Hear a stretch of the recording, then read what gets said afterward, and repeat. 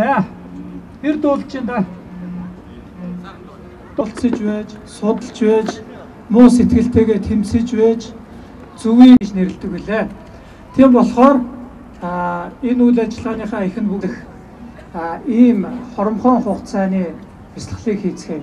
Энэ сууж байгаа дийлэх дөрвөн сэтгэлийг үүсгэх буюу бусдыг инрэх нэгүсэх сэтгэл дотроо тодорхой нэг хүнийг бодвол сайн гэдэг. Миний ижи аз жаргалтай байгаас, миний үр хүүхэд аз жаргалтай байгаа. Зовлонгийн шалтгаанаас дүл хагцах болтугай. Амгалан хийгээд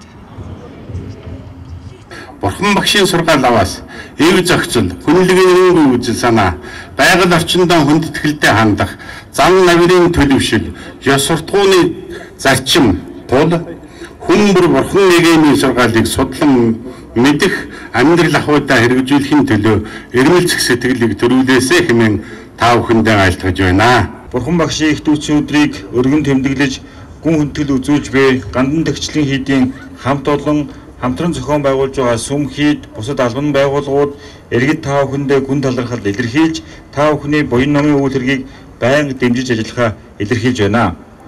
Сэтгэл ариусгын урайндар зохион байгуулж буй сүр жагсаалд хүрэлцэн ирж, даган баясаж буй нийслэлчүүд та бүхний бодол оюун номын ариун хураар тэтгэгдэж, ашид амгалан байх болтугай.